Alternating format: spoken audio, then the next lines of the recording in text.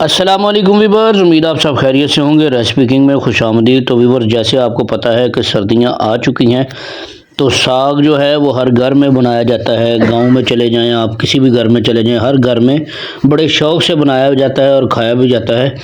चलते हैं रेसिपी की तरफ। रेसिपी की तरफ जाने से पहले मेरी आपसे रिक्वेस्ट है, मेरे चैनल को सब्सक्राइब करें, बेल आइकन को ज़रूर प्रेस करें ताकि मेरी हर आने वाली वीडियो और रेसिपी आपको मिल सके। तो चलते हैं, देख लेते हैं हमारा ये मज़ेदार सा सरसों का साग कैसे तैयार होता है। सबसे पहले साग को जो है अच्छी तरह से साफ़ करके उसकी जो गंदली होती हैं उनको साफ़ कर लिया था, और मशीन की मदद से हम इसको टोके में जो है वो काट लेंगे। साग हमारा कट चुका है, इसको मैंने खुले टब में डाल लिया है, और पानी इसमें जो है हम खुला इस्तेमाल करेंगे ताकि जो इसकी मट्टी वगैरह है वो अच्छी तरह निकल जाए। एक दफ़ा आप इसको अच्छे से हाथ से मल लें, और जब आप इसको अच्छी तरह मसल लेंगे तो मट्टी जो है वो नीचे बैठ जाएगी, और एक आप छानने की मदद से थोड़ा थोड़ा साग जो है उसको निकाल के खुले पानी से अलग करके धो लें, और अच्छी तरह धो के हम इसको प्रेशर कुकर में डाल लेंगे। तो जैसे ही हम इसको चूल्हा नीचे जलाएंगे, साग नीचे होना शुरू हो जाएगा। सारा साग जो है वो आप इसमें डाल दें। तो यहाँ पे मैं तकरीबन 2 प्याज जो है वो मोटे मोटे काट के वो डाल दूँगा, और इसको 10 मिनट के लिए हमने प्रेशर कुकर में गला लिया है।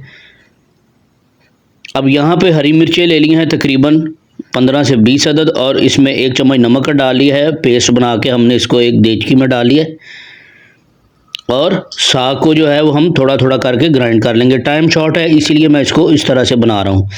तो ग्राइंड हो चुका है, और हम इसको घोटा लगा लेंगे अच्छी तरह से, और इसमें हम जो गंदम का आटा है थोड़ा सा वो ऐड करके दोबारा से इसको मिक्स करेंगे। यहाँ पे मैंने नमक जो है वो 1 चम्मच भर के डाल दिया है।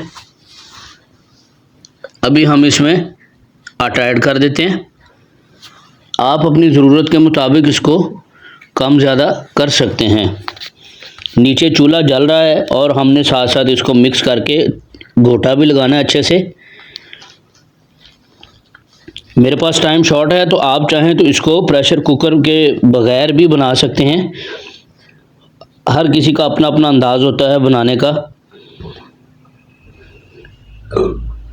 तो आप मेरी इस रेसिपी को फॉलो करके बनाएं, इंशाल्लाह बहुत अच्छा साग तैयार होगा।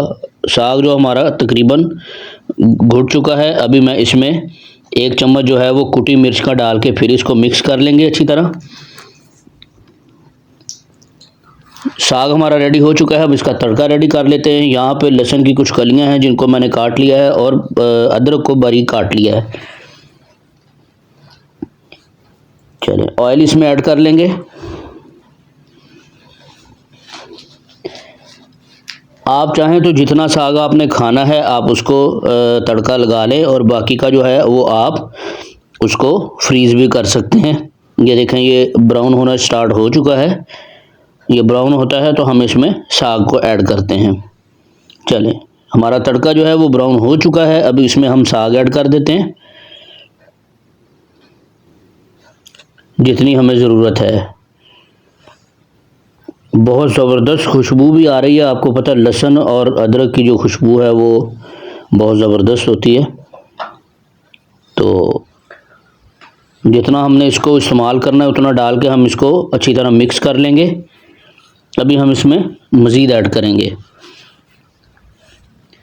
तो ये देखें व्यूअर्स, साग जो हमारा बेहतरीन और मज़ेदार जो है वो रेडी हो चुका है। देसी घी का मैंने ऊपर थोड़ा सा इसको टच दिया है। आप चाहें तो मक्खन भी यूज़ कर सकते हैं। मक्खन मेरे पास इस वक्त अवेलेबल नहीं था, तो ये आपके अपने टेस्ट पर डिपेंड करता है कि आपको देसी घी पसंद है या मक्खन पसंद है।